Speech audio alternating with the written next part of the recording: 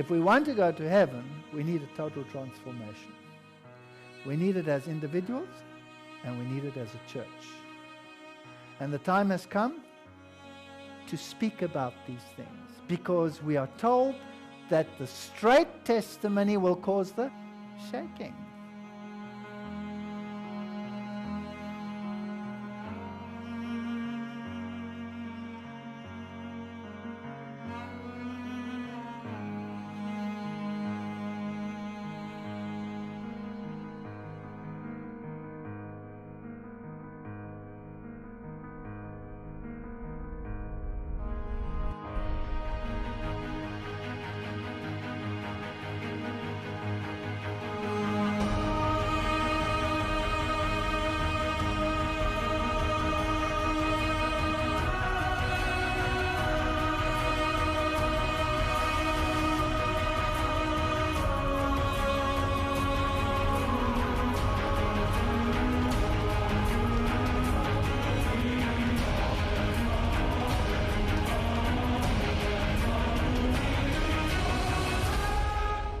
We will have to have a total transformation.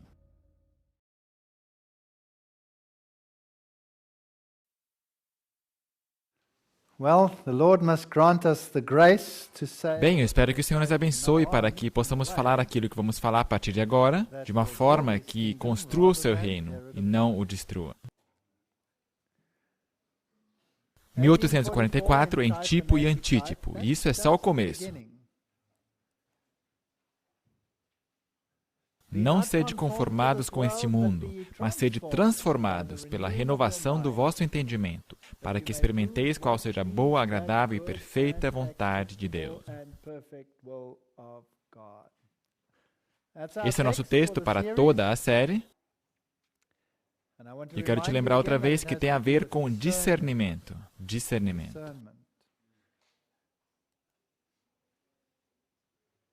O dia que mudou o mundo. Você sabe que muitas pessoas têm todo tipo de dias que mudaram seu mundo. Por exemplo, 11 de setembro. Mas o dia que realmente mudou o mundo foi 22 de outubro de 1844. Esse dia mudou o mundo totalmente. Um mundo totalmente novo emergiu depois desse dia. É um dia que levou uma nova compreensão profética e doutrinária. Não existia nessa forma antes. É o dia que deu abertura à hora de seu julgamento e conduziu Mardoqueu ao portão. A gente vai falar sobre isso outro dia. Foi o dia para a edificação das antigas ruínas e restauração de veredas para morar. E 5 grandes novos princípios bíblicos foram descobertos e apresentados ao mundo depois daquela data. E Satanás odeia esses princípios. Ele odeia esses princípios bíblicos. O caminho foi preparado pelos 2 oponentes do conflito. Um intencionava divulgar a mensagem universalmente e o outro contra-atacar a sua aceitação. Tudo começou em 1844. Então vamos dar uma olhadinha nisso. Rapidamente, eu sei que já dei palestras inteiras sobre 1844, eu não quero ser redundante aqui, mas pode-se dizer que foi um ano bissexto em todos os sentidos. Foi um mega ano. Vamos dar uma olhada nos 5 pilares do Adventismo, que vieram depois de 1844, entre abril e setembro de 1848. Foram chamadas de conferências sabáticas, e eis aqui os pilares. A doutrina do santuário está sob ataque, sim ou não? Sim. A doutrina da segunda vinda de Cristo, adiando, minimalizando. O sábado, o estado dos mortos e o espírito de profecia. São mega pilares, pilares que não podem ser mudados em nenhum só centímetro. Eles despertaram as mentes ao contexto da mensagem dos 3 anjos, que deveria ir ao mundo inteiro. Isso é Adventismo. Se isso não é parte e essência daquilo que somos e daquilo que representamos, não somos adventistas. Isto aqui é Adventismo. Nenhum centímetro deve ser mudado. O grande plano da redenção, conforme revelado na obra final para esses últimos dias, deve ser cuidadosamente estudado. As cenas relacionadas com o santuário celestial devem de tal modo impressionar o espírito e o coração de todos que estes sejam capazes de impressionar também a outros. Todos precisam compreender melhor a obra da expiação que está sendo efetuada no santuário do céu. Estas são verdades adventistas que são descartadas praticamente no mundo hoje em dia. Os que a abraçaram trabalharão de acordo com Cristo, a fim de preparar um povo para que esteja de pé no grande dia de Deus, e seus esforços serão bem-sucedidos. Pelo estudo, meditação e oração, o povo de Deus será levado acima do nível das ideias e sentimentos comuns e terrenos, e posto em harmonia com Cristo e sua grande obra de purificação no santuário celestial. Depois continua, descobrirão seus próprios defeitos. Nós já falamos sobre isso. Mas esses pilares da verdade adventista são a essência dessa mensagem. A mensagem do primeiro anjo de Apocalipse 14, anunciando a hora do juízo de Deus e apelando para os homens a fim de o temer e adorar, estava destinada a separar o povo professo de Deus das influências corruptoras do mundo e despertá-lo a fim de ver seu verdadeiro estado de mundanismo e apostasia. Deus enviou à igreja, nesta mensagem, uma advertência que, se fosse aceita pelo mundo lá fora, teria corrigido os males que a estavam apartando dele. Mas eles não aceitaram. Isto é parte integrante da Igreja de Deus nesses tempos. Portanto, Deus queria uma reforma final, que deveria começar em 1844. E assim, Deus teria chamado todo o seu povo para sair dessas igrejas para a sua maravilhosa verdade. E todos poderiam ir para casa. Em 1844, a batista do sétimo dia, Rachel Oakes, desafiou o pregador millerita Frederico Wheeler a guardar todos os mandamentos de Deus. Em 1844. Wheeler então pregou seu primeiro sermão sabático em março de 1844. Portanto, o sábado foi redescoberto. Em 1844. Charles Fitch escreveu em 1844 que aceitaram o ensino bíblico da imortalidade condicional da alma. É daí que vem. 1844 viu o despertar do espírito de profecia com as visões de William Foy, Hazen Foss e Alan Harmon em dezembro de 1844. O restabelecimento do espírito de profecia. Não adianta ter uma mensagem se ela não vai ao mundo. Por isso, nesse mesmo ano, Deus abre as portas para que pudesse ser transmitida. Em 1844, Samuel Morse enviou sua primeira mensagem de telégrafo. E eu gosto do que ele diz. A primeira mensagem que foi transmitida foi: que coisas Deus tem realizado. Essa foi a primeira mensagem que viajou por fios e cabos por esse planeta. É incrível. Samuel Morse, filho de um pastor calvinista, foi o autor de... ele seria um seguidor de teoria de conspiração. Conspiração estrangeira às liberdades dos Estados Unidos, no qual ele advertiu seus compatriotas na grande conspiração jesuíta para destruir os protestantes de suas liberdades garantidas pela Constituição. Era um homem perigoso, de fato. Não é fascinante isso? Portanto, a mensagem e o meio para transmiti-la, e desses humildes começos telegráficos, o que nós temos hoje? Satélites, internet, tablets, todas essas coisas. Tudo isso não seria possível se não fosse isso. Então, veio o 12 de março de 1854. A primeira ferrovia planejada para Ohio recebe seu alvará. E aqui nós vamos. De repente, o mundo começa a encolher para que a mensagem pudesse ir ao mundo inteiro. Isaías 30, 21. E os teus ouvidos ouvirão uma palavra do que está por trás de ti, dizendo: este é o caminho, andai por ele, sem vos desviares nem para a direita, nem para a esquerda. Com isso, era possível. 1854. Arqueologia. 1798. Eu gosto dessas datas. Vocês não gostam desses anos? Final dos 1260 dias. Napoleão Bonaparte tem ali a sua expedição a Malta e o Egito. Merrill Unger escreveu sobre ela. Pode-se dizer que a arqueologia moderna teve seu início em 1798. quando as ricas antiguidades do Vale do Nilo se abriram ao estudo científico pela expedição de Napoleão. E então, o acadêmico dinamarquês Neil Ludvig Westergaard decifrou o elamite cuneiforme na inscrição Behastan, em 1844. Portanto, o livro de Daniel ressuscita em que ano?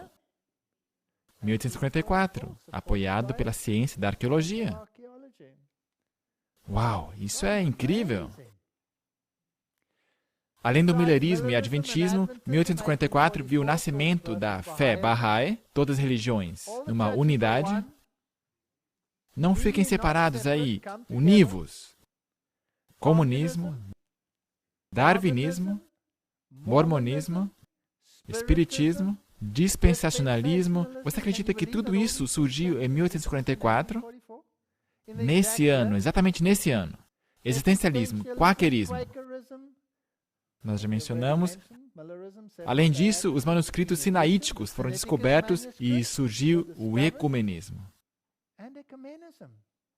Tudo isso em 1844. Isso é incrível. Só um parênteses aqui, o ecumenismo, palavra grega oikumene, toda terra habitada, enxergando o mundo como unidade. Vamos dar uma olhada nessas datas aqui, 1821. James Hall Stewart promove o ecumenismo e oração pelo derramamento do Espírito Santo. Haldane Stewart, outra pessoa importante, organizou uma união regular para a oração. Edward Irving, fundador da Igreja Católica Apostólica. Nessa época ainda era presbiteriano. Portanto, já começaram a trabalhar em 1821. E em 1844 tem o seu primeiro encontro ecumênico, chamado o YMCA, Associação Cristã dos Moços, Inglaterra. Não é interessante que eles sempre começam com a juventude? Como é que Hitler começou? Com a juventude. Portanto, em 1844, na Inglaterra, eles começam esse YMCA, e depois eles começam a trabalhar mais profundamente com a cooperação interdenominacional. John Mott, o fundador, era maçom, movimento de voluntariado estudantil.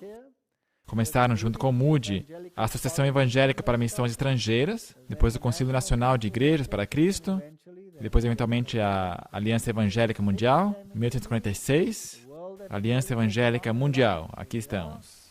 Cristãos de 10 países se encontraram em Londres em 1846. Portanto, em 1844, a primeira organização estava ali de pé, com a juventude, e aí vão eles, com o propósito de fundar, em suas próprias palavras, algo novo na história da igreja, uma organização para a expressão da unidade entre indivíduos cristãos pertencentes a diferentes igrejas. De um lado temos o chamado, saí dela, povo meu. Do outro lado temos um chamado que diz, vinde, uni-vos, povo meu. Duas mensagens diametricamente opostas. E aqui duas datas interessantes de novo. 1843, o encontro na Escócia comemorando os 200 anos da Assembleia de Westminster, que é protestante, servindo no mesmo lugar o menu oposto. Unamo-nos. Aliança Evangélica. E aonde que eles se encontram? No Salão Maçônico, em Londres. Mas a gente não quer falar sobre teorias de conspiração. Eu não quero estar na mesma categoria que Morse. Portanto, sigamos. Então, fechando parênteses, chegamos a um ponto interessante. A tipologia de todos os movimentos de Deus, lidando com indivíduos e com sua igreja. Isso é fascinante para o nosso tempo. Leiamos. A história da vida de Israel no deserto foi registrada para o benefício do Israel de Deus até quando? Até o final do tempo.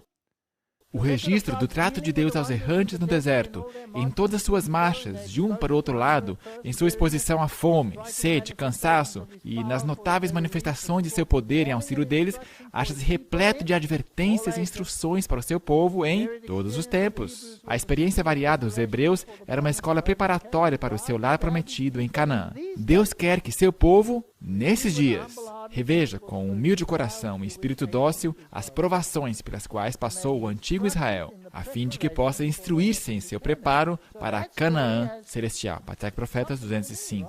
Portanto, essa história tem algo para mim, não é verdade? Vamos dar uma olhada no que aconteceu com eles e o que está acontecendo conosco. Uma amarga decepção se torna doce. Êxodo 15, 22. Depois fez Moisés partir os israelitas do Mar Vermelho e saíram ao deserto de Sur e andaram 3 dias no deserto e não acharam água. De onde que vieram? Vieram do Egito e acabaram de passar pelo Mar Vermelho. O que vai acontecer no Mar Vermelho? Ele se abriu e eles passaram a seco. Eles acabaram de testemunhar isso. E depois de quantos dias foram lá e não acharam água? 3 dias. Não encontraram água. Então chegaram a Mara. Mas não puderam beber das águas de Mara, porque eram amargas. Será que temos aí um paralelo de uma experiência amarga que aconteceu depois de uma grande expectativa?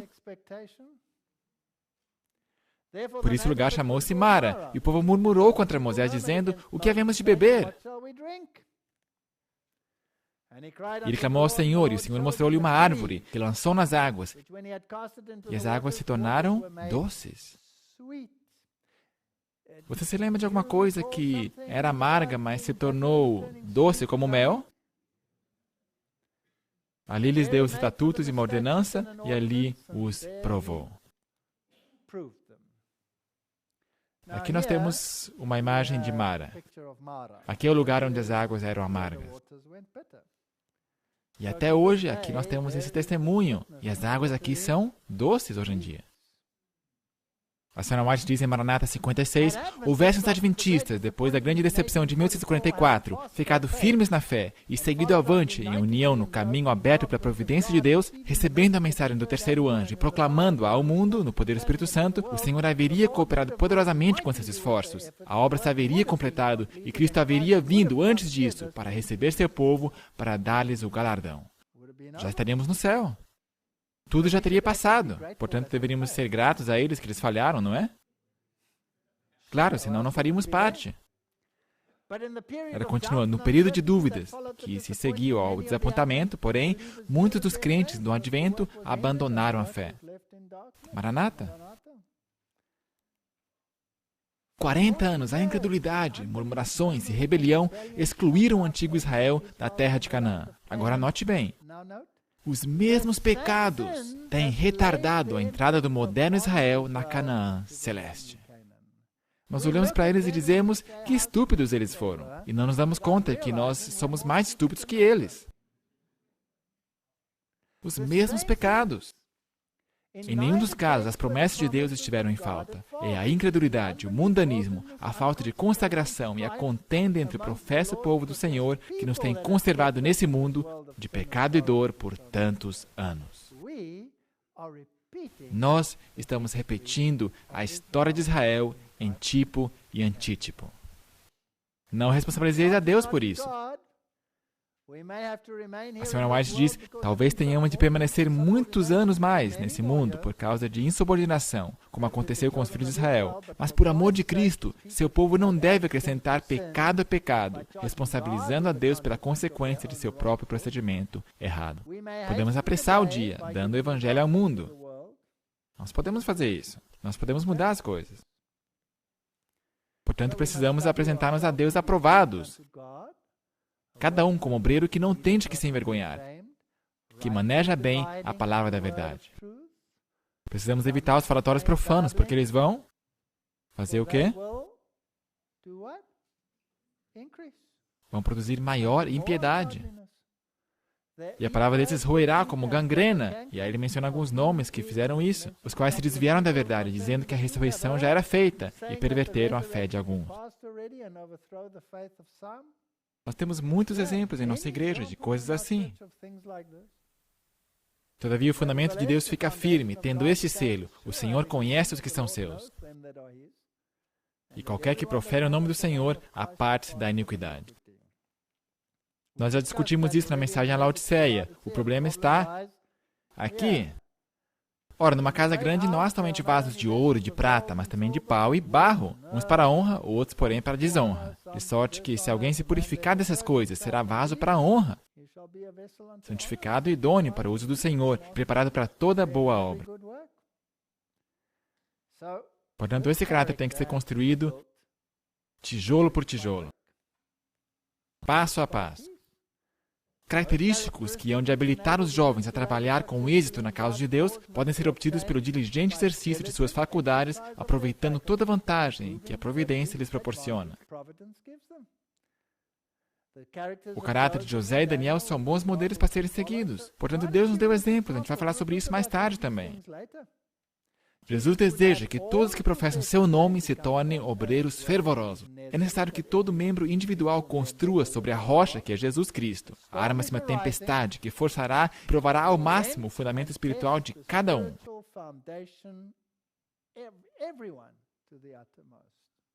Está vindo aí. Por isso, evitai o chão de areia, buscai a rocha, cavai fundo, ponde alicerce seguro. Construir para a eternidade, construir com lágrimas, com orações provindas do coração. Que cada qual de vós, daqui por diante, embeleze a vida mediante boas obras. Caleb são os homens mais necessários nesses últimos dias. Eis que vem dias, diz o Senhor, em que levantarei a Davi um renovo justo, e sendo o rei reinará. Nós já fizemos uma palestra inteira sobre isso. Portanto, eis que vem dias, diz o Senhor, em que nunca mais dirão, vive o Senhor que fez subir os filhos de Israel da terra do Egito.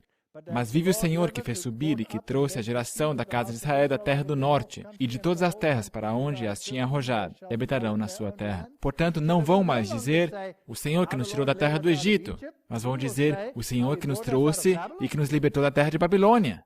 Temos aí duas libertações, duas reuniões. Uma naquela época, outra agora. A libertação típica, ou seja, um exemplo para a libertação antitípica. Um é a sombra do outro. O que eles fizeram, nós podemos fazer também, mas melhor. Nós podemos prová-lo também. Portanto, a libertação do cativeiro egípcio foi o maior evento da história de Israel. Este livramento prefigurava o grande livramento do povo de Deus no último ajuntamento do Israel antitípico. E se nós estudamos o que eles fizeram, nós vamos ver o equivalente exato em nossa igreja. E se pudéssemos compreender isso, se pudéssemos despertar para essas realidades, isso seria um milagre. Isaías 11, 10 a 12. E acontecerá naquele dia que a raiz de Jessé, a qual estará posta por estandarte dos povos, estandarte, um sinal. Esta raiz será buscada pelos gentios e o lugar do seu repouso será glorioso.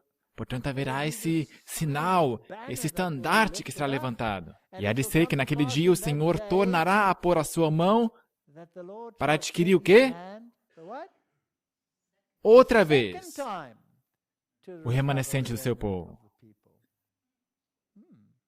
que for deixado. E depois menciona todas as nações, incluindo a Babilônia, a Síria, e diz que se levantará o quê? Um estandarte, um sinal para as nações. E ajuntará os desterrados de Israel, e os dispersos de Judá congregará desde os 4 confins da terra. Portanto, está profetizado esse movimento, esse chamamento para sair de todas essas regiões. Ora, irmãos, não quero que ignoreis que nossos pais estiveram todos debaixo da nuvem, todos passaram pelo mar.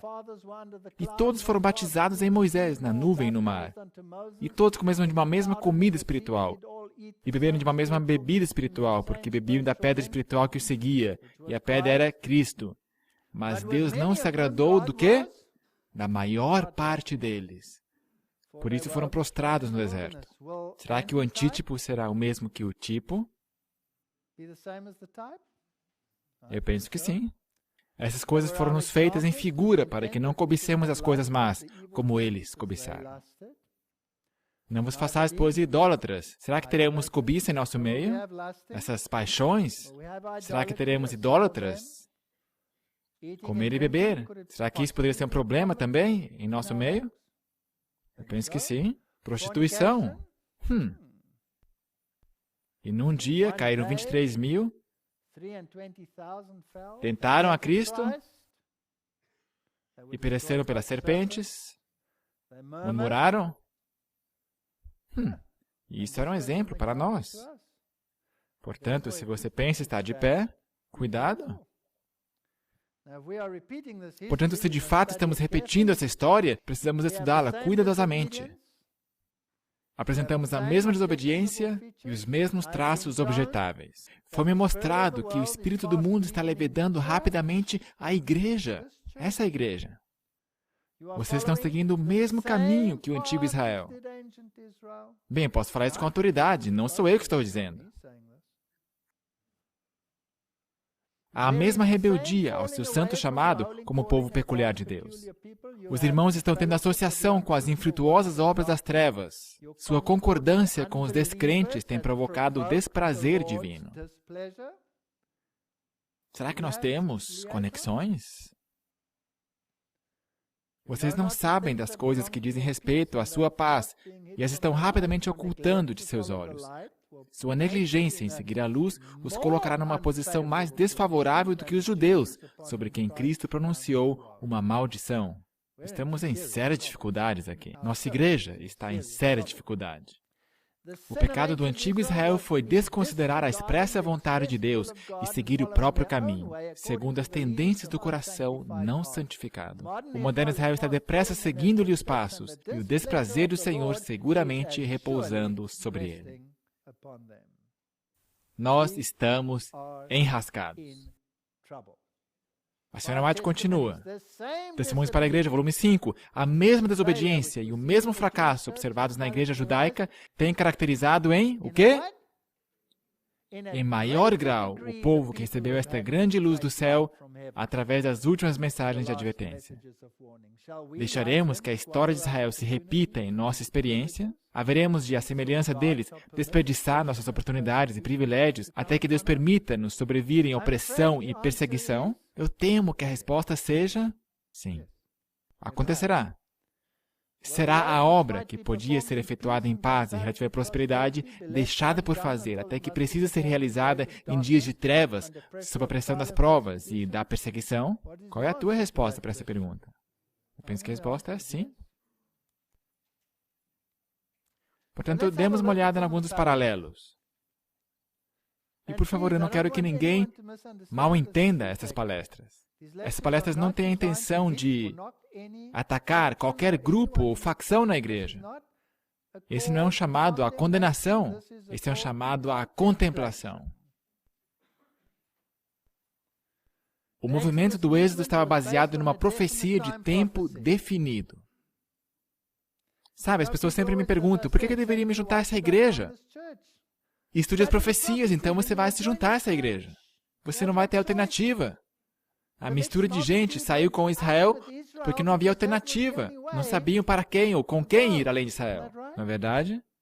Portanto, a multidão mista também vai vir a esta igreja, porque eles não sabem para onde ir além disso. E muitos me dizem, mas eu sigo a Cristo. Tá bom, você vai tentar seguir uma cabeça sem um corpo? Algumas pessoas, por outro lado, amam a igreja sem Cristo. Estão seguindo um corpo sem cabeça. Cristo, a cabeça, tem o seu corpo. Então disse a Abrão, sabes de certo que peregrina será a tua descendência em terra alheia, e será reduzida à escravidão, e será afligida por 400 anos. Portanto, aqui há uma profecia com tempo definido. Gênesis 15, 14 continua, mas também eu julgarei a nação a qual ela tem de servir, e depois sairá com grande riqueza. Agora, eles permaneceram exatamente 400 anos? A resposta é não.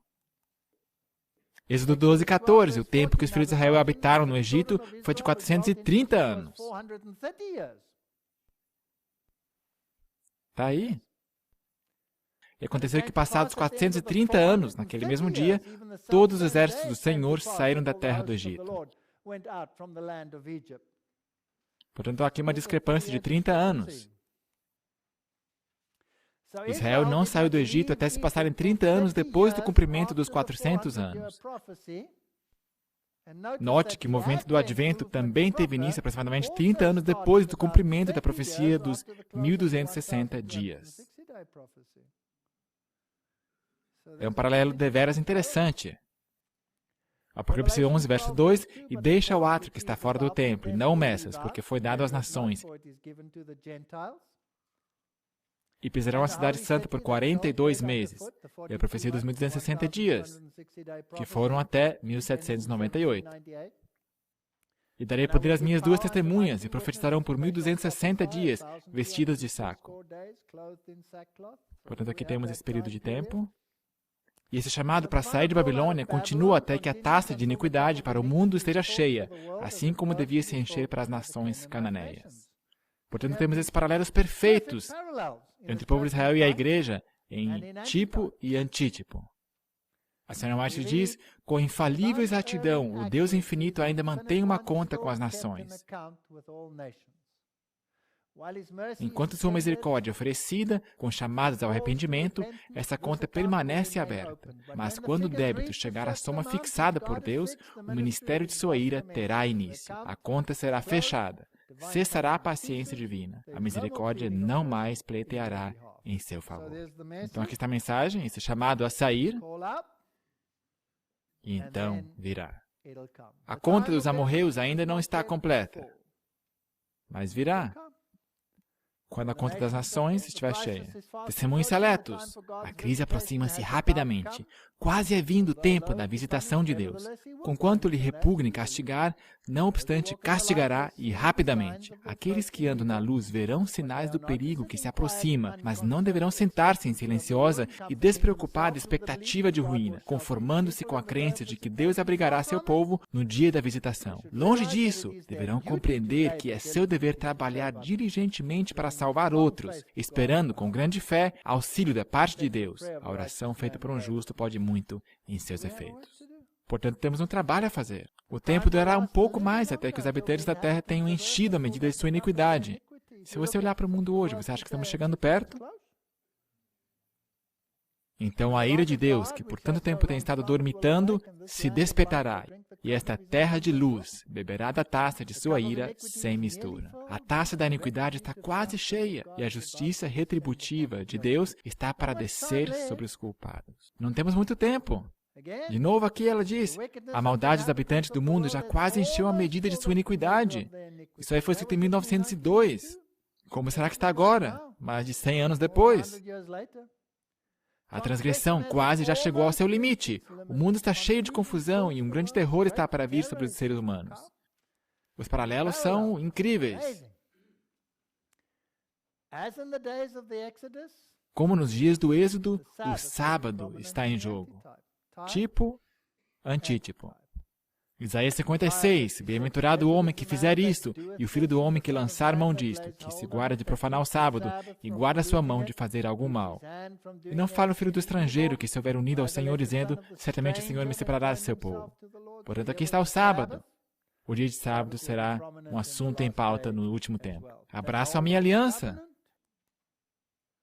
E aos que abraçam a minha aliança, também lhes darei a minha casa, e dentro dos meus muros um lugar e um nome. Melhor do que o de filhos e filhas, e aos filhos dos estrangeiros que se unirem ao Senhor. Você conhece esses textos? É fascinante ver esses paralelos. Assim diz o Senhor Deus, que congrega os dispersos de Israel, ainda juntarei outros aos que já se ajuntaram. Portanto, temos um ajuntamento típico e teremos um ajuntamento antitípico. Nos dois movimentos, Deus não só chama os fiéis, mas Ele reúne todas as classes em suas fileiras. Você concorda? Para que possa aprender dele na experiência do deserto. Os rebeldes e os infiéis, então, são eliminados do meio do seu povo. É como Ele atuou no passado, e assim Ele o fará agora. Ezequiel 20, 38. E separarei dentre vós os rebeldes, e os que transgrediram contra mim. Da terra de suas peregrinações os tirarei, mas à terra de Israel não voltarão. E sabereis que eu sou o Senhor. A mesma coisa em Apocalipse 3:16. Aqui nós temos o paralelo. Eu vou vomitar-te da minha boca. Tipo e antítipo. O êxodo do Egito implica um prévio ingresso ao Egito. Isso faz sentido. Você não pode sair de um país no qual você não esteve. Isso aconteceu quando Jacó foi ao Egito por causa da fome. E se nós pensamos de uma forma tipológica, fome é um símbolo de fome espiritual. E por causa de fome espiritual na igreja, nós fomos ao quê? Ao Egito. Ficamos cada vez mais e mais como o mundo. A religião de Israel se contaminou com as práticas gentílicas e assim Deus os chamou para abandonar o Egito. Havia adoração ao sol, Amon-Ra era o Deus Sol. E o nome Faraó, F-Ra, o Sol. Ezequiel. Eu gosto desse profeta. E nós vamos lidar com ele mais tarde. Porque ele é um dos profetas para os remanescentes que estavam em Babilônia, em cativeiro, e que mais tarde tiveram que sair de lá. E diz-lhes, assim diz o Senhor Deus, no dia em que escolhi Israel, levantei a minha mão para a descendência da casa de Jacó, e me dei a conhecer a eles na terra do Egito, e levantei a minha mão para eles, dizendo, eu sou o Senhor vosso Deus. Naquele dia levantei a minha mão para eles para os tirar da terra do Egito, para uma terra que já tinha previsto para eles, a qual mana leite e mel, e é a glória de todas as terras. Então lhes disse, cada um lance de si as abominações dos seus olhos. Faça uma faxina, e não vos contamineis com os ídolos do Egito. Eu sou o Senhor vosso Deus. Portanto, nós precisamos ser limpados da idolatria do Egito. Ezequiel 20, verso 8. Mas, terrível palavra, o que eles fizeram? Se rebelaram. E não me quiseram ouvir. Ninguém lançava de si as abominações dos seus olhos, nem deixava os ídolos do Egito. Então eu disse que derramaria sobre eles o meu furor, para cumprir a minha ira contra eles no meio da terra do Egito. O que fiz, porém, foi por amor do meu nome, para que não fosse profanado diante dos olhos dos gentios. E os tirei da terra do Egito e os levei ao deserto. Portanto, assim também Deus leva o seu povo hoje em dia também. Nos dois movimentos, Deus chama o povo para fora e os leva ao deserto, para que possam guardar a sua lei. E é isso que tem que acontecer com cada um de nós. Salmo 105, tirou dali o seu povo com alegria. Para quê? Para que guardassem seus preceitos e observassem as suas leis. Então, o que o deserto representa? Purificação. Mas tem uma mistura de gente com eles. Eles saem do Egito com uma mistura de gente com eles. E eu gosto dessa expressão. Não diz uma minoria mista. Não, diz uma multidão mista no inglês, uma mistura de gente que acompanhou Israel em sua jornada. E muitos cobiçaram os potes de carne do Egito. Mas nós, felizmente, não temos isso em nosso meio. Temos. Deve ser obtida a vitória sobre os costumes e práticas de Babilônia e Egito, para que o povo de Deus possa se tornar um povo separado. Esta é a guerra. E esta batalha foi lutada então e está sendo lutada hoje em dia. Os paralelos são perfeitos. Cobiçando as coisas do Egito, Atos 7, 39 e 42, ao qual nossos pais não quiseram obedecer. Antes o rejeitaram e em seu coração se tornaram ao Egito. Como é que voltaram ao Egito? Isso é decisivo. Em seu coração. Eles não foram fisicamente de volta ao Egito, eles permaneceram na igreja. Mas o seu coração não estava na igreja, estava onde? Estava no Egito. Dizendo a Arão, faze-nos deuses que vão adiante de nós. Porque é esse Moisés que nos tirou da terra do Egito, não sabemos o que lhe aconteceu. A gente não queria deixar o profeta de Deus assim de lado, iríamos? Não, não nós. E naqueles dias fizeram um bezerro e ofereceram sacrifícios ao ídolo. E se alegraram nas obras de suas mãos. Mas Deus se afastou e os abandonou, a que servisse ao exército do céu, como está escrito no livro dos profetas. Porventura me oferecestes vítimas e sacrifícios no deserto por 40 anos, ó casa de Israel? É patético. É isso que eles fizeram. Demos uma olhada à profecia do movimento do Advento em Daniel 8 e 9. O povo de Deus é chamado de sua escravidão a Babilônia e Egito, e uma clara profecia anunciou o seu êxodo, justo como o primeiro. Por 1260 anos o povo de Deus seria afligido. A profecia dos 2300 dias foi o arauto do movimento do segundo advento. Portanto, é uma profecia específica de tempo. Assim, a mensagem do advento também saiu e foi proclamada alguns anos antes de 1744. Uns 30 anos depois de 1798, os mileritas começaram a pregar. Exatamente a mesma coisa aconteceu com o movimento do êxodo. Assim, William Miller ou Guilherme Miller começa a pregar, Mas o movimento propriamente dito não começou até que o tempo se cumprisse em 1844. Isso é exatamente o mesmo. O povo de Deus não pode entrar em Canaã até que a porta da graça se feche para o mundo, até que a medida da iniquidade esteja cheia para os amorreus. A mesma coisa acontece com o povo de Deus aqui. E afinal de contas, por que um êxodo, uma saída? Então dirás a Faraó, assim diz o Senhor, Israel é meu filho, meu primogênito, para que me sirva, e se você recusar deixá-lo ir, então você vai ter problemas. O Senhor disse a Moisés, vai a Faraó e diz-lhes, deixe meu povo ir, para que me sirva. Mas Faraó não quer deixar eles ir. O Faraó moderno não quer permitir que vá. Ele diz, são meus. E ele quer tomar a noiva. Diz que é dele. Então disse o Senhor a Moisés, eis que vos farei chover pão do céu, e o povo sairá e colherá diariamente a porção para cada dia, para que eu prove se anda na minha lei ou não. Portanto, esse pão, nós vamos ter uma palestra inteira sobre esse pão do céu. Não é interessante que o Egito adorava o dragão? Ezequiel 29:3. Fala e diz, assim diz o Senhor Deus, eis-me contra ti, ó Faraó, rei do Egito, grande dragão que pousas no meio dos teus rios. E que dizes, o meu rio é meu, e o fiz para mim. Adoração ao dragão. Antítipo. E adoraram o dragão, que deu à besta o seu poder. Tipo, antítipo. Um povo separado, Neemias. E o restante do povo, sacerdotes, levitas e porteiros, e aí mencionam todos esses grupos, tinham se separado dos povos das terras para a lei de Deus. E o que os seus corações fazem? Querem voltar. Por isso, saí do meio deles, 2 Coríntios, e apartai-vos, diz o Senhor. Não vos prendeis a um jugo desigual com os infiéis. Temos nós praticado isso como igreja? Temos feito isso? Estamos nós em concílios ecumênicos? Estaríamos cegos. Estaríamos praticando teologia de avestruz, se disséssemos que não estamos fazendo. Estamos nós sentados em comissões, ou mesmo presidindo reuniões dessas comissões? Sim. Moisés tentou introduzir reformas sabáticas no Egito. Mas não foi possível. Você não pode guardar o sábado se você tem um povo que não quer guardar o sábado. Eles podem até te respeitar publicamente por tua posição, mas por trás das costas eles vão tentar te desestabilizar.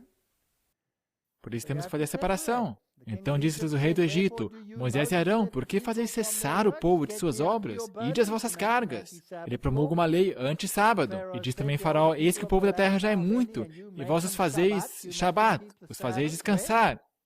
Ide as vossas cargas. Portanto, tiveram que exercer a mão de ferro aqui. Tijolos. Antítipo, exatamente o mesmo. Eles impuseram mais trabalho, porque diziam, estão ociosos, por isso é que clamam, vamos sacrificamos a nosso Deus. Então se aumentou, se agravou o seu serviço. Os egípcios falsificaram os milagres de Deus e demonstraram quão grandes sinais podiam fazer. Talvez usaram cobras encantadoras e fazem esses encantamentos com música, justo como fazem a mesma coisa na Índia hoje em dia. Esses encantamentos hipnóticos, as cobras andavam por ali, mas as cobras de Deus comeram aquelas serpentes. As cobras de Moisés as devoraram. Portanto, temos sinais de maravilhas, temos a mesma coisa ali. O ajuntamento final, Isaías 56, assim diz o Senhor.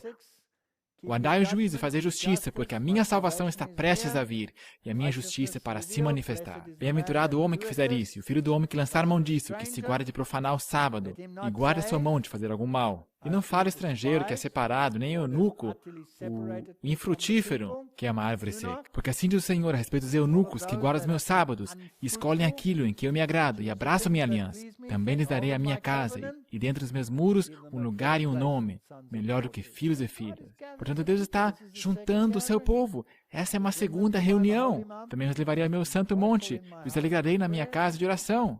Todas essas coisas. Portanto, havia reforma do sábado, no êxodo do Egito, e da mesma forma haverá reforma de sábado no antítipo. Portanto, você tem que escolher uma igreja que prega a reforma do sábado. Será que esse povo vai guardar o sábado perfeitamente ou vai se rebelar? Bem, se o tipo deve encontrar o antítipo, eles vão ser rebeldes. O sábado é o centro da lei de Deus, que foi colocado no meio da Arca da Aliança, no centro do Santíssimo, que estava no centro da tribo sacerdotal, no centro do acampamento de Israel. E o Senhor colocou Israel no centro das nações. E exatamente a mesma coisa vai acontecer com o povo de Deus. Israel era relaxado na observância do sábado, assim vamos ser remissos na observância do sábado. Mas Ellen White diz, há maior santidade no sábado do que atribuem muitos que professam observá-lo.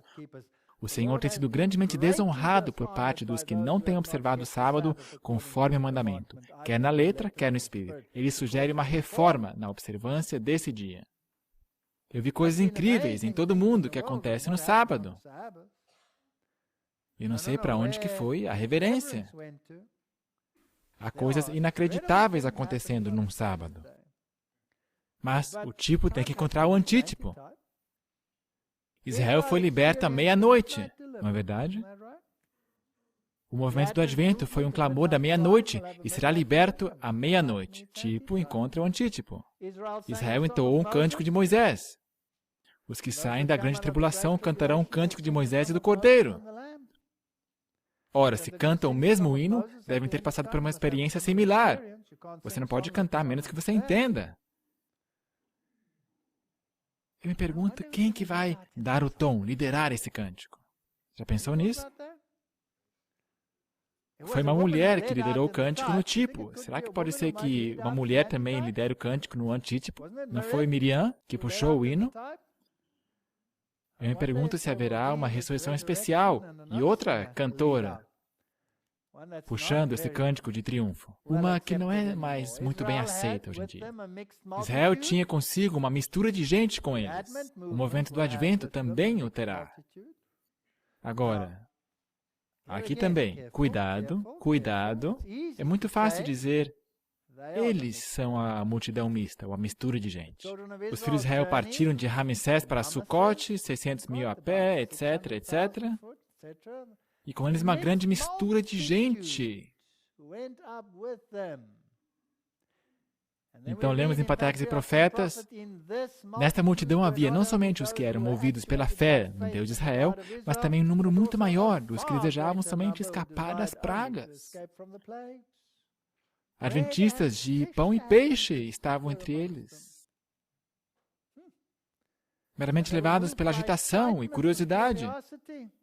Foram uma cilada, um tropeço. A mistura de gente que com os israelitas subira do Egito era uma fonte contínua de tentação e dificuldades. Será que vamos ter isso também? Sim ou não? Professavam ter renunciado à idolatria. A sua primitiva educação e ensino lhes haviam modelado os hábitos e caráter. Estavam mais ou menos corrompidos pela idolatria e irreverência. Portanto, vamos ter o mesmo no antítipo. Eram os que mais frequentemente suscitavam contendas e os primeiros a queixar-se e contaminavam o acampamento com suas práticas idólatras e murmurações contra Deus. Nós estamos repetindo a história. Depois de 3 dias, ouviram-se francas queixas. Essas se originaram com quem?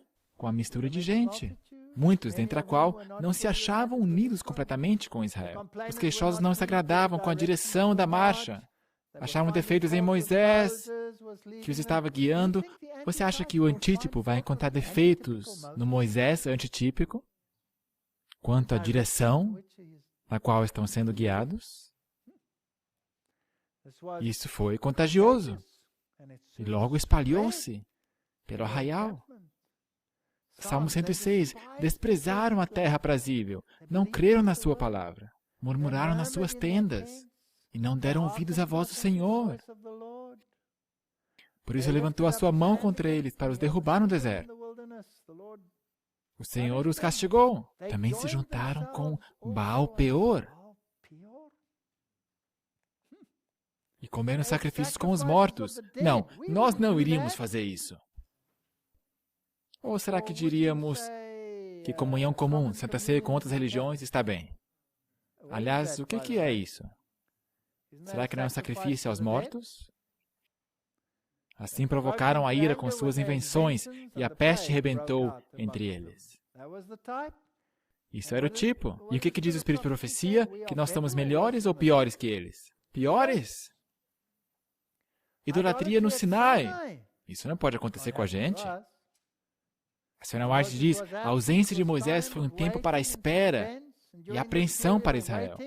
Era um tempo para eles meditarem na lei. Mas o que eles fizeram? Não. Humilhando seu coração, eles poderiam tê-lo feito. E com quem estava a culpa de novo? Especialmente com a multidão mista. Estavam impacientes. Queriam ir logo para a terra mandando leite e mel. Depois ela continua, sentindo seu desamparo na ausência do dirigente, voltaram suas velhas superstições. Aquela mistura de gente foram os primeiros a se entregarem à murmuração e impaciência, e foram os chefes da apostasia que se seguiu. Agora uma palavra de advertência, antes que cheguemos ao próximo ponto. Quem, na verdade, fabricou o bezerro de ouro? Foi Arão. E quem que era Arão? Sumo sacerdote. Agora, será que temos sumos sacerdotes hoje em dia que fazem bezerros de ouro? E trazem toda espécie de adoração estranha, dançando ao redor de um... Agora, deixe-me ser cuidadoso nas palavras aqui. Do que quer que seja. Nós temos isso hoje em dia, sim ou não? Sim, nós temos. Nós temos bezerros de ouros para dar e vender, como se costuma dizer. Está em todo lugar. Agora, se eu estiver sentado no julgamento e eu ver o sumo sacerdote, que seria o quê? O presidente da divisão, da união, o presidente de qualquer instância que seja, levando o bezerro de ouro para dentro da associação, qual seria a minha reação natural?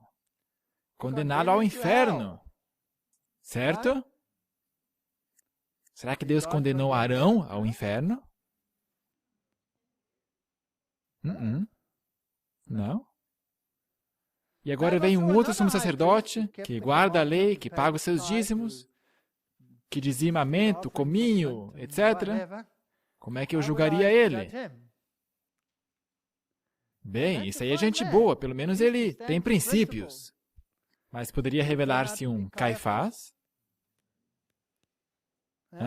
que fazia tudo certinho, que estava tão apaixonado por sua igreja que estava disposto a sacrificar Cristo para conservá-la. Certo ou errado? Portanto, aonde é que está o meu julgamento? O meu julgamento está naquilo que eu vejo, certo? No que eu observo, na minha percepção. Mas meu julgamento poderia estar totalmente errado. Eu poderia abraçar Caifás e despedir o pobre velhinho Arão, certo? Quando, de fato, Arão era simplesmente fraco.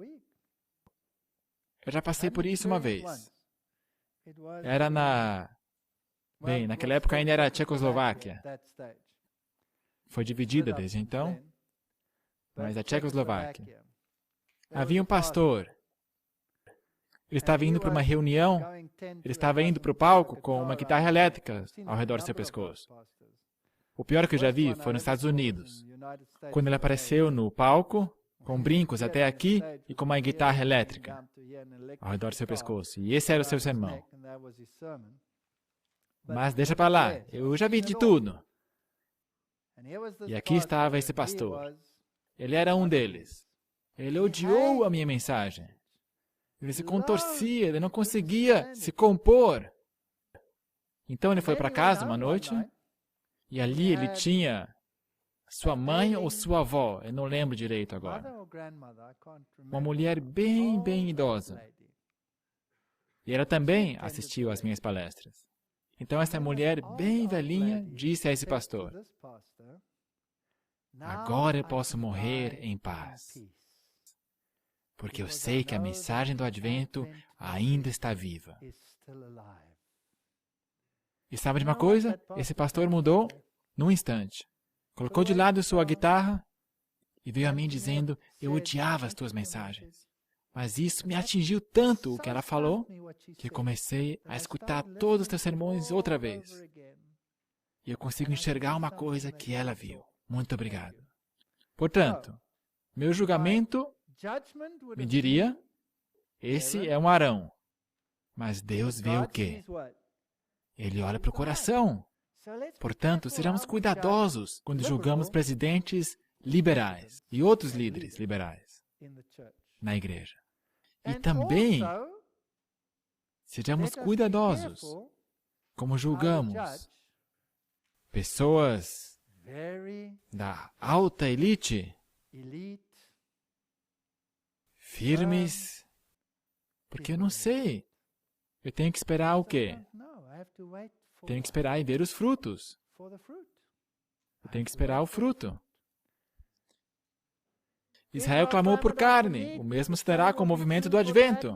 A mistura de gente não vai apreciar a reforma de saúde. Saíram do Egito, mas o Egito não saiu deles. Portanto, os temos na igreja. A Sra. White diz que começaram a clamar pedindo carne para comer. Se bem que abundantemente supridos de maná, tem essa palestra minha vindo. Nada além desse maná. Se bem que abundantemente supridos de maná, não estavam satisfeitos. A gente não tem que ler tudo, você pode ler isso na tela. Portanto, aqui estavam, se agarravam às panelas de carne. No meu país, é exceção mesmo encontrar pastores que não comem carne. São loucos por carne. São tão poucos. É a mesma coisa hoje em dia. Estamos fazendo as mesmas coisas. Como é que Deus lidou com Israel? Deus misericordiosamente os chamou dentre os egípcios para que pudessem adorá-lo sem impedimento nem restrição. Atuou em prol dele, no caminho, por meio de milagres, provou-os e experimentou-os, pondo-os em situações angustiosas. Depois do maravilhoso trato de Deus com eles e seu livramento, muitas vezes, quem dera houvéssemos morrido pela mão do Senhor na terra do Egito. Cobiçavam os porros e as cebolas de lá. E o anjo disse, o caso de vocês é ainda pior do que o deles. O nosso caso é pior do que o dele. E, aliás, o que eles cobiçaram? Alhos e cebolas. Só um minuto, isso aí não faz parte do menu? Não, alhos e cebolas não estão fora do menu. Mas cobiçar qualquer coisa, mesmo as coisas boas, isso sim, não deve estar no menu. Portanto, a mistura de gente também habitava a periferia e murmurava dali. A Sra. White diz, especificou-se também a posição de cada tribo. Cada uma devia marchar e acampar-se ao lado de sua própria bandeira, conforme o Senhor havia ordenado. Os filhos de Israel assentarão as suas tendas, cada um debaixo de sua bandeira, etc., etc. Defronte da tenda da congregação, assentarão as suas tendas. Àquela multidão mista que do Egito acompanhara Israel, não foi permitido ocupar as mesmas seções das tribos. Deveriam, porém, morar nos arredores do acampamento, e deveria ser sua descendência excluída da comunidade até a terceira geração. Agora, a maioria de nós, se não nascemos adventistas, viemos a essa igreja. E, por definição, somos uma mistura de gente. Eu mesmo sou uma mistura de gente. E é muito fácil estar ali, vagando ao redor do acampamento e estar criticando quem está dentro. É muito fácil também eu me separar. Agora vejamos quem eles eram. Mas Deus não se agradou da maior parte deles, por isso foram prostrados no deserto. Foram os que, o quê? Cobiçaram. Eram os idólatras. Eram os que faziam do comer e beber o seu Deus. Levantaram-se para divertir-se, eram os fanáticos por esporte. Não, isso aí nós não temos, não é? Não. E não nos prostituamos, como alguns deles fizeram e caíram. Poderia ser fornicação espiritual. Se você dá uma olhada nessa lista, então você pode se perguntar, será que eu sou uma mistura de gente? Será que nos qualificamos? Nem tentemos a Cristo? E não murmureis. Eu acho que aqui nós todos tropeçamos. Eu acho que já era. Nós todos fomos definidos como mistura de gente. Estamos em problemas. Agora, tudo isto lhes sobreveio como figuras. Seguem ao Senhor de longe e permanecem na periferia do acampamento. Nos mantêm caminhando no deserto do pecado. Impedem as bênçãos da chuva temporã e serôdia. E são uma multidão. A sua sorte é ser lançada fora. Será que nós murmuramos? Será que murmuramos contra tudo que acontece? Agora, há uma diferença entre murmurar e chamar o pecado pelo seu nome. Há uma grande diferença. Ezequiel 20. Eu vos levarei ao deserto dos povos, e ali, face a face, entrarei em juízo convosco. Teremos experiências duras com Deus, como entrei em juízo com os vossos pais no deserto. E vos farei passar debaixo da vara. E separarei dentre vós os rebeldes. Isso foi o tipo. Como é que vai ser o antítipo? Exatamente o mesmo. Exatamente o mesmo. O Sr. White diz que muitos dos que estão arrolados nos livros da igreja não estão convertidos. Não se surpreenda se a maior parte da igreja nos abandonar. Que as seguintes palavras serão repetidas por homens que se consagraram à obra. Deus amou o mundo de tal maneira que deu seu Filho unigênito e tal. Temos que dizer, sou pecador e poluído, mas a ira de Deus repousou sobre o seu divino Filho. Existe uma saída. Se Deus deu seu Filho unigênito para morrer, o justo pelos injustos, Ele quer que toda voz o proclame. Portanto, temos que começar a pregar. Agora, eu já mencionei isso. Heresias têm o seu propósito na igreja. Nós ficamos loucos com as heresias na igreja. E creia em mim, existem heresias na nossa igreja. Deus despertará seu povo. Se outros meios falharem, introduzir-se-ão entre eles heresias, as quais os hão de peneirar, separando a palha do trigo. Testemunhos para a Igreja, volume 5. Portanto, somos uma igreja falsa ou a igreja caída? Ou será que somos Babilônia? Porque existem heresias em nosso meio? Não. Mas Deus permitiu as heresias em nosso meio. E nós também vamos falar sobre heresias à medida que avançamos. Nós vamos chamar o pecado pelo seu nome. Mas ela ainda continua a igreja de Deus, e é isso que é importante. Como evangelista, eu tenho que responder às pessoas que perguntam por que eu tenho que vir a essa igreja com todas essas coisas. Essa luz nos deve levar a um diligente estudo das Escrituras e ao mais atento exame crítico das posições que mantemos. Estamos certos ou estamos errados? Confira, estude, compare. Leia a Bíblia, vá de volta à palavra. Busque o espírito de profecia. Os crentes não devem ficar em suposições e mal definidas ideias do que constitui a verdade. Você tem que estudar isso por si mesmo. Você tem que comer esse maná celestial todo dia. A Sra. White diz, não vai longe o tempo em que a prova envolverá a todos. A marca da besta nos será recomendada com insistência. Os que passo a passo cederam às exigências do mundo e se sujeitaram a costumes mundanos não acharão difícil submeter-se aos poderes dominantes. De preferência a expor-se a escárnio, insultos, ameaças de prisão e morte.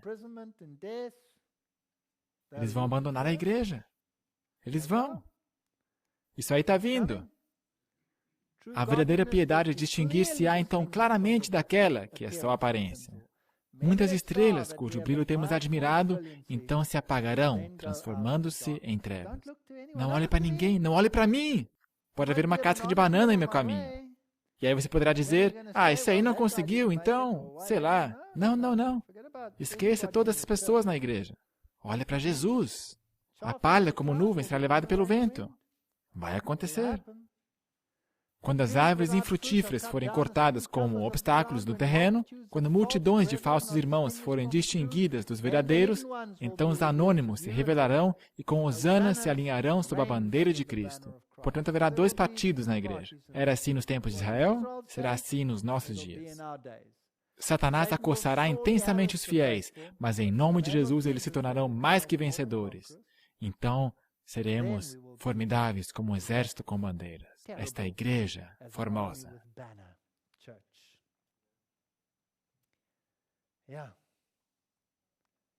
Pobre homem, Mark Woodman. Ele morreu tão cedo, com 35 anos de idade. E 10 dias ou 12 dias antes que ele morreu, ele veio nos visitar. Ele estava nas suas últimas. Sua perna, o câncer tinha se espalhado por suas artérias, a coxa, aos seus ossos. A minha esposa estava também deitada, com uma parte de seu corpo aplastada. E eu também já escutava a minha coluna rangendo. Quando saímos para o carro, ele estava se apoiando sobre as suas muletas. A minha esposa se apoiando em 2 muletas. E eu estava caminhando desse jeito. Nós éramos um espetáculo. E ao irmos para o carro, eu disse, Mark, aqui vem o exército do Senhor. E Satanás está tremendo nas suas bases.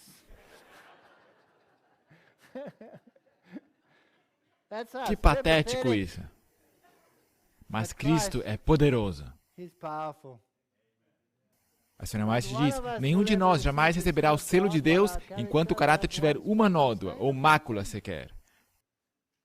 Cumpre-nos remediar os defeitos de caráter, purificar de toda contaminação o templo da alma. Hoje há uma teologia que diz, o Senhor vai fazer tudo isso por nós. Não. Nós temos que fazer a nossa parte. Não façamos tão fácil assim. Então a chuva serôdia cairá sobre nós como caiu a temporã sobre os discípulos no dia de Pentecostes.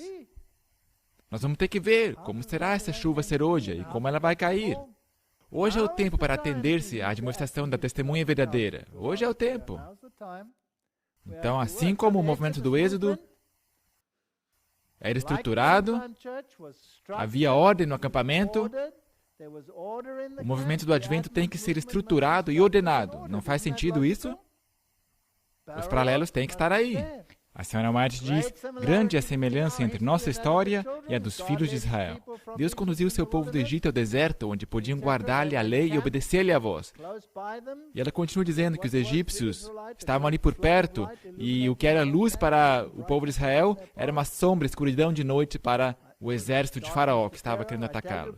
A senhora White continua, digo-vos, meus irmãos, que o Senhor tem um corpo organizado por cujo intermédio ele irá operar. Não descartem a igreja só porque existe apostasia nela, só porque existem literalmente milhares de Arãos e não sei quantos Caifás. Quando alguém se afasta do corpo organizado do povo que observa os mandamentos de Deus, quando começa a pesar a igreja em suas balanças humanas e acusá-la, podeis saber que Deus não está dirigindo, ele se encontra no caminho errado. Temos que parar essas vozes. Dos dois lados, do lado conservador e do lado liberal. Quantos dos líderes não dizem, esses aí não são adventistas do sétimo dia, os que pregam a mensagem dos 3 anjos? Você já escutou essa? Ou se há grupos, ministérios independentes, será que aí se batiza os novos conversos para dentro desses grupos ou para dentro da igreja? Para onde que vai essa tipologia? Isso aí são perguntas que temos que nos fazer. Tem que ir para a igreja. Mas Deus fez o povo rodear pelo caminho do deserto, do Mar Vermelho. E os filhos de Israel subiram da terra do Egito. Como? Armados. Havia ordem, havia estrutura. A igreja do final dos tempos de Deus tem que ter estrutura. Não essas entidades esvoaçadas, no sentido que não servem de substituto à igreja. O governo de Israel caracterizou-se pela organização mais completa, maravilhosa, tanto pelo seu acabamento como pela sua simplicidade. A ordem tão admiravelmente ostentada na perfeição e arranjo de todas as obras criadas por Deus. Aqui estavam todos os capitães, os chefes, os príncipes, os capitães de 10, de 50, de 100, de milhares. Havia ordem. Deuteronômio 1:15. Precisão absoluta. Portanto, a igreja de Deus é organizada e sustentada por dízimos e ofertas, assim como era Israel. E a igreja tem apóstolos, profetas, doutores, etc. Assim a igreja adventista tem um presidente. É a minha função julgar se se trata de um Caifás ou de um Arão? Não.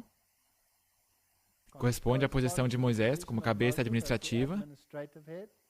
Presidente de divisão corresponde ao príncipe de cada tribo de Israel. Capitães de 100, 50 e 10 corresponde a presidentes de união, associação, pastores e anciãos. Há uma estrutura. Paralelos absolutos. São eles perfeitos? Não. Israel roubava a Deus nos dízimos e ofertas. Será que nós vamos fazer isso? Sim. Roubará o homem a Deus? A senhora White nos adverte, a obra de Deus, que deveria estar avançando 10 vezes mais que na presente força e eficiência, é detida, como a primavera retardada pelo sopro gélido do inverno. Porque alguns do professo povo de Deus se estão apropriando dos meios que devem ser dedicados a seu serviço. Eu já me dei conta há muito tempo que nunca vou vencer se eu não pago meu dízimo. As pessoas constantemente me dizem, eu não posso me dar o luxo de pagar o dízimo. Eu digo, isso é estúpido, você não pode se dar o luxo de não pagar o dízimo. É verdade, não é? Se eu não pago o dízimo, eu não vou para frente. Os gastos se quadruplicam. Eu não sei como é que eu conseguiria. Simplesmente acontece. Isso é um milagre. Se eu tentasse explicar isso para o meu contabilista, ele me acharia um idiota e me colocaria na prisão. Isso de fato acontece assim. O movimento do Êxodo foi guiado por Deus. Havia coluna de nuvem e pilar de fogo. Assim, o movimento do Advento é guiado por Deus. Nós temos que crer nisso. Cristo era o pilar, era o seu protetor. E beberam todos de uma mesma bebida espiritual. Porque dizia, certamente eles são meu povo, filhos que não mentirão. Assim ele se fez o seu Salvador. Em toda a angústia deles, ele foi angustiado. Tudo isso aí nos diz que ele era o líder. O mesmo acontece conosco. Primeiros escritos. Satanás está agora usando cada artifício nesse tempo de selamento a fim de desviar a mente do povo de Deus da verdade presente. Quando caminhares te guiará, quando te deitares te guardará, quando acordares falará contigo. Porque o mandamento é lâmpada, e a lei é luz, e as repreensões da correção são o caminho da vida. Mas se recusares e fores rebelde, sereis devorados à espada, porque a boca do Senhor o disse. Essas são palavras magnificentes. O movimento do Êxodo foi liderado por um profeta. Você acha que o movimento do Advento também não vai ter que ser liderado por um profeta? Então, o que é isso que eu escuto de tantos líderes que não podemos estar amarrados por literatura do século XIX? Você já escutou essa? Eu já escutei coisas piores do que isso. Vamos falar sobre isso mais tarde. Por um profeta. Aliás, havia mais do que um profeta? Além de Moisés? Não foi Miriam uma profetisa? Sim. Mas a Bíblia diz por um profeta fez subir Israel do Egito. E por um profeta foi ele guiado. Agora vamos ver alguns paralelos aqui. Moisés teve uma visão de Canaã e do último livramento antes de sua morte. Ellen White teve uma visão de Canaã celestial e do livramento final antes de sua morte. Não é um paralelo interessante esse? Moisés era manso e humilde. Ellen White, por tudo que eu já escutei e li, era manso e humilde. Ela diz, na minha visão seguinte, ardentemente supliquei ao Senhor que, se eu devia ir e relatar o que Ele me havia mostrado, que me guardasse da exaltação. Então Ele me mostrou que minha oração fora respondida. Eu também já fiz orações como essa. Algumas vezes você se arrepende de ter orado uma oração como essa. Então ele me mostrou que a minha oração fora respondida e que se eu estivesse em perigo de exaltação, sua mão estaria sobre mim e eu estaria afligida com enfermidade. Disse o anjo, se deres as mensagens fielmente e perseverares até o fim, comerás do fruto da árvore da vida e beberás da água do rio da vida. Moisés teve medo de contar a Israel que o Senhor lhe aparecera. Assim, Ellen White teve medo de relatar suas visões. Como Moisés, ela morreu nas bordas de Canaã. Ellen White entrou na terra prometida ou ela morreu nas bordas dela? Ela morreu nas bordas. Ela recebeu uma visão sobre reforma de saúde.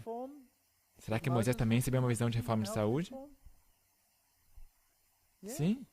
Levítico. Reforma de saúde. Os dois tiveram reforma de saúde. Tem mais. Moisés escreveu o Pentateuco para sustentar o povo de Deus em sua jornada. Ellen White escreveu os testemunhos para sustentar o antítipo. Os israelitas se rebelaram contra Moisés. O movimento do Advento se rebela contra o espírito de profecia. Há um paralelo aí, será? Os que entram no paraíso restaurado devem refazer todos os passos de rebelião e apostasia. Nós temos que comer, beber, nos vestir e agir de acordo com nossa alta vocação. Aí estão os paralelos. Se você rejeita o profeta, você é como a mistura de gente. Nós temos associações inteiras, uniões inteiras, que rejeitam o espírito de profecia. Nós temos algumas que imprimem suas próprias lições de escola sabatina, porque não querem mencionar o espírito de profecia. Eu posso lhe contar histórias sobre pessoas em lágrimas por causa disso que está acontecendo em nossa igreja. E é por isso que vamos dizer que somos Babilônia? Não, nós simplesmente somos um perfeito cumprimento da profecia. Somos o antítipo. E se não fosse isso, nós não seríamos quem somos. Satanás odeia os testemunhos, Taylor Bunch, e nosso sucesso ou fracasso como indivíduos e como igreja depende de nossa atitude para com as instruções dadas por esse meio. Um dos diretores de uma grande instituição educacional nossa diz: nós não podemos ser ditados por uma mulher com apenas 3 anos de educação.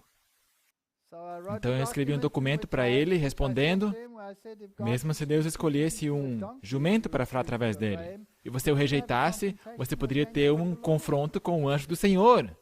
Não preciso dizer que eu não recebi nenhuma resposta. Apocalipse 12, 17. E o dragão irou-se contra a mulher e foi fazer guerra. Então, que igreja você vai buscar? Você vai buscar uma igreja patética, onde tem cegos, pobres, miseráveis e nus, os rebeldes, os idólatras? Amigo, os que rejeitam o espírito de profecia são patéticos. Você encontrou uma igreja como essa? Ótimo. O dom seria desdenhado. A senhora White diz, o último engano de Satanás será exatamente anular o testemunho do Espírito de Deus. Você sabe disso. Eu só estou mostrando alguns paralelos aqui. Não havendo profecias, o povo se corrompe. Satanás trabalhará engenhosamente, por diferentes maneiras e por instrumentos diversos, para perturbar a confiança do povo remanescente de Deus no testemunho verdadeiro. Dos mais altos níveis. Você pode usá-la para homilética, mas não para exegese. Alô? Você não pode usar o profeta para exegese? Como é que então você vai saber o que a Bíblia diz, se Deus não confia nem no seu profeta para mostrar o que a Bíblia diz? Introduzirá várias visões falsas para desencaminhar. Será que temos isso em nossa igreja hoje? Há centenas. E misturará o falso com o verdadeiro, criando tanta aversão no povo para que considerem tudo quanto traz o nome de visões como uma espécie de fanatismo. Mas almas sinceras, comparando o falso com o verdadeiro, serão habilitadas a distinguir entre elas. Leia por você mesmo. Não leia o que alguém diz sobre isso. E alguns dos ministérios independentes têm tão boa intenção. Eles fazem um resumo exato de como se deve viver, palavra por palavra para você. Isso é o que você tem que fazer para estar de bem com Deus. Eles o colocam na tua mão e dizem, é assim que você tem que viver. Miséria? Miséria, porque não está balanceado com as outras citações do Espírito de Profecia. Leia por você mesmo. Vá à fonte. Leia. Assente-se e leia o desejado de todas as nações. Leia os testemunhos. Quando os testemunhos nos quais se acreditava anteriormente são postos em dúvida e rejeitados, Satanás sabe que as pessoas enganadas não pararão aí. Eles não vão parar. E ele redobra os seus esforços até lançá-las em rebelião aberta, que se torne irremediável e termine em destruição. Foi-me mostrado que o espírito do mundo está levedando rapidamente a igreja. Vocês estão seguindo o mesmo caminho que o antigo Israel. Há a mesma rebeldia no seu santo chamado como povo peculiar de Deus. Os irmãos estão tendo associação com as infrutuosas obras das trevas. Sua concordância com os descrentes tem provocado o desprazer divino. Será que nós temos concordância com os descrentes? Será que nós estamos sentados em concílios com eles? Sim, nos assentamos. E é isso que faz a minha igreja Babilônia? Não. Vi que essa incredulidade com relação aos testemunhos tem aumentado à medida que o povo apostata de Deus. Está em todas as nossas fileiras, por todo o campo. Mas tem que ser assim. Israel fez, nós temos que fazê-lo.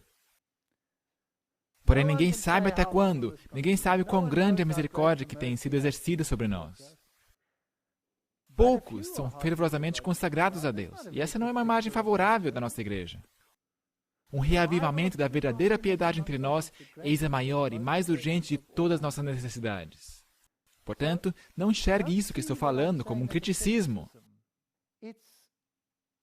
É simplesmente uma explicação de nossa condição. É assim que nós somos. É isso que nós somos como um povo.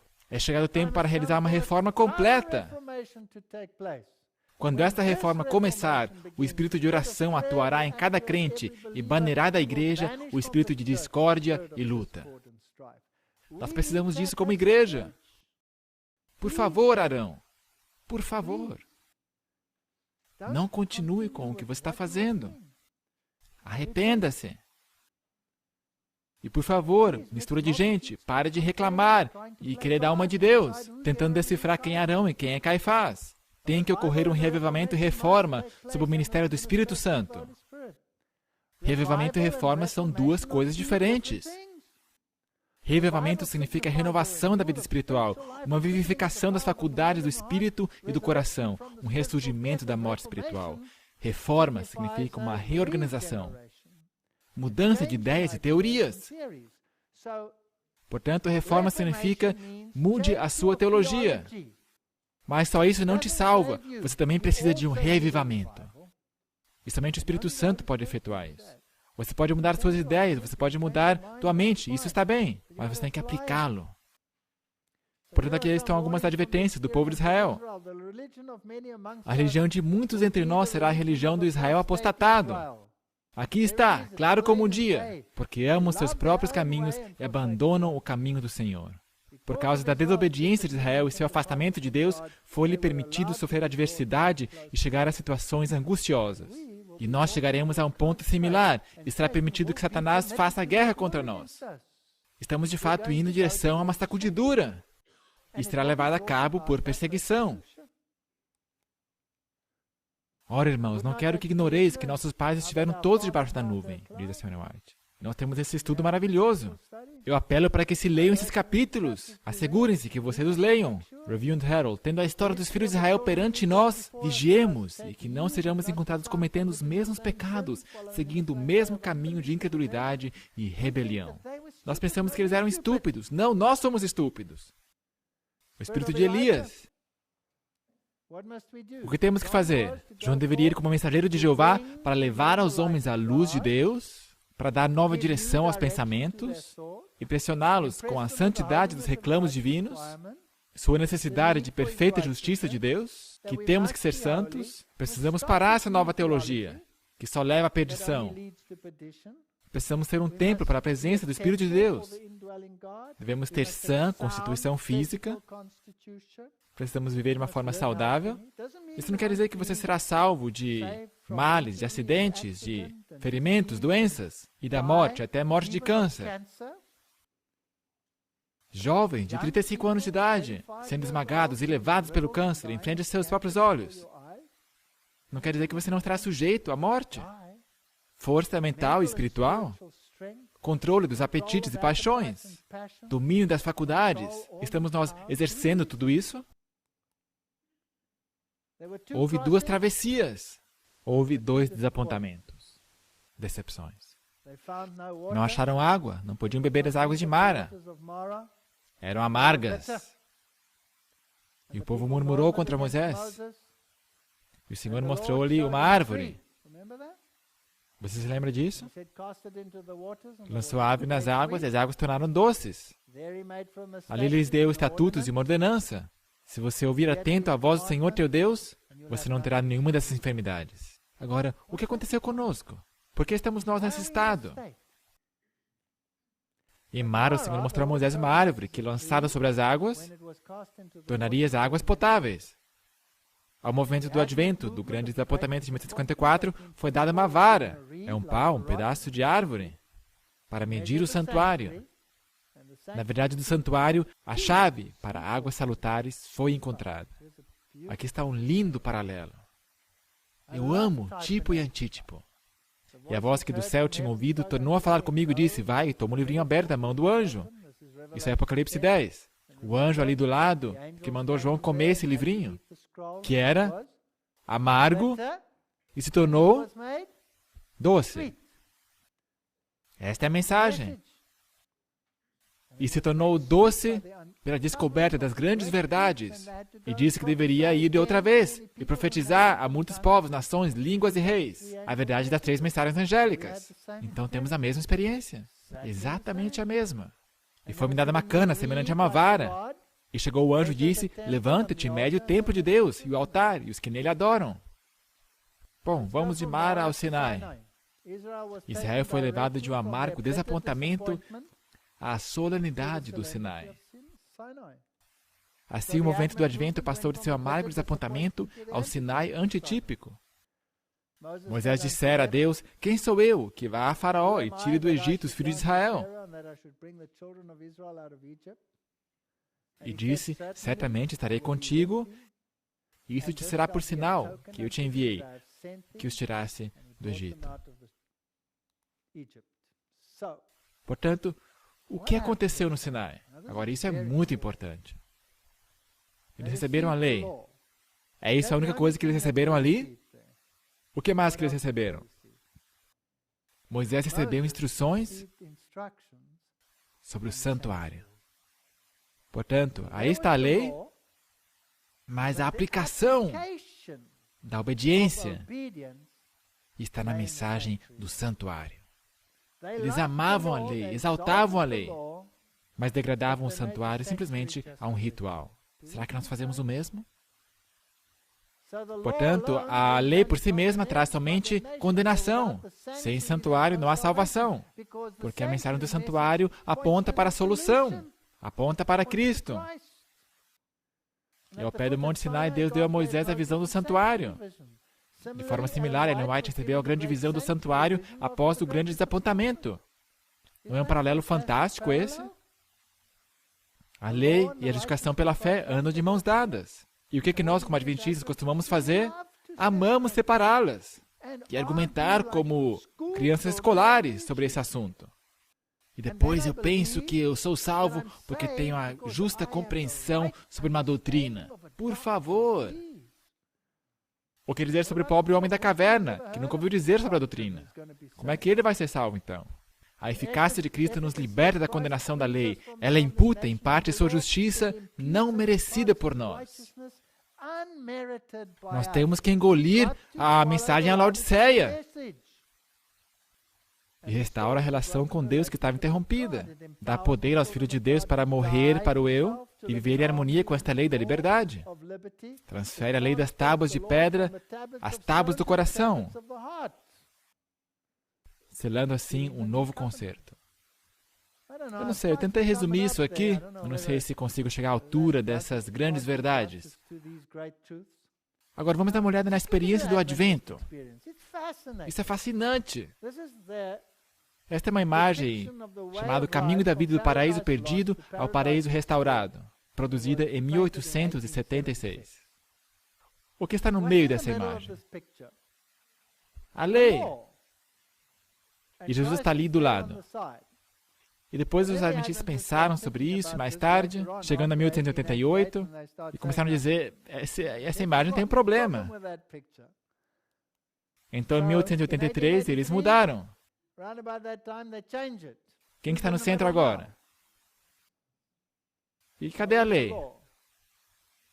Está, de alguma forma, mística aqui, em algum lugar, onde quer que seja. Agora, será que isso aqui é melhor? Eu ainda acho que está errado. Pessoalmente, a minha opinião pessoal é que ainda está errado.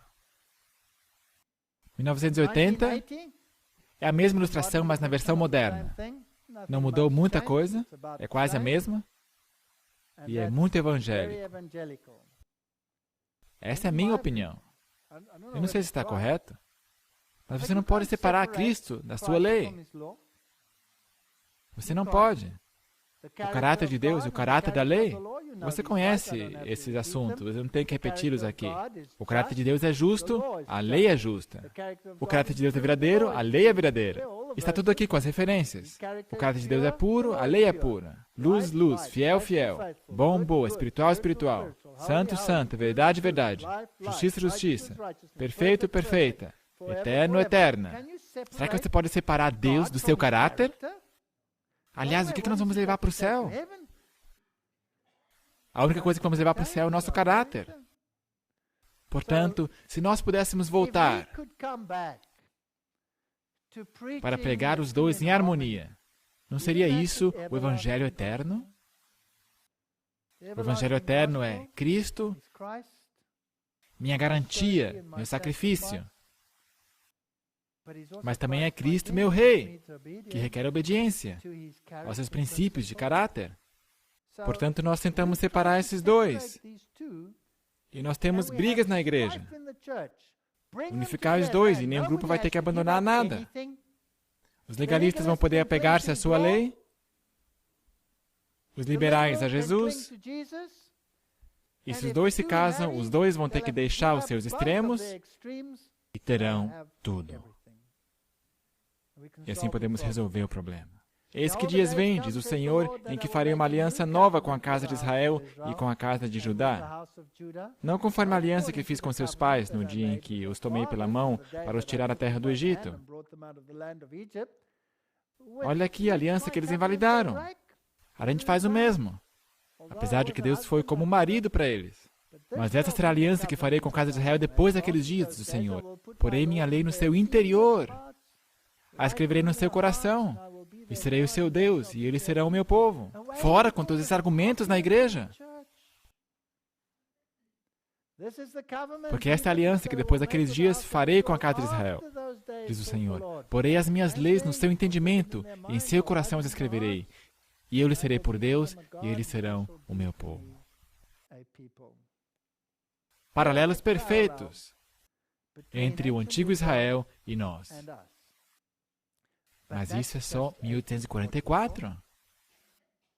Será que vai melhorar ou vai piorar à medida que eles caminham pelo deserto? A situação piora. Piora. Portanto, se isso foi o início, como será o fim? O que acontece depois da segunda geração? O que acontece após a terceira geração? Castigarei a iniquidade dos pais nos filhos até a terceira e quarta geração. Será que nós já passamos da quarta geração do Adventismo, sim ou não? Então os congregarei. Estamos vivendo em tempos interessantes. Tempos fascinantes. E a forma como nos relacionamos com tipo e antítipo vai determinar se vamos entrar em Canaã ou se vamos morrer no deserto. Porque com a maioria deles, Deus não se agradou. Morreram no deserto. Portanto, o tipo tem que encontrar um antítipo aí também. Que Deus abençoe. Ao nós refletirmos sobre a nossa própria posição. E ponderar, estamos nós com a mistura de gente, com a multidão mista em qualquer um desses pontos? Será que eu tenho o costume de julgar, de criticar? Julgar antes do tempo? Senhor, quem que semeou? Esse joio, esse mato, queres que vamos e arranquemos isso? Nós somos jardineiros maravilhosos, já percebeu isso? Será que devemos ir tirar essa tiririca? O que o Senhor disse? Deixe-os. Porque você não sabe se você vai acabar arrancando o quê? Um trigo? Junto com o joio. E, aliás, você sabe o que é o joio? Eu certamente teria removido a Manassés. Eu acho que Isaías vai estar muito surpreso ao vê-lo no céu. Você não acha? Eu penso que sim. Portanto, pensemos sobre isso e não usemos essas palestras como um martelo. Usemos-las como um instrumento para a reconciliação. Que apelemos a todos a voltar para o padrão. De volta à verdade. De volta a Deus.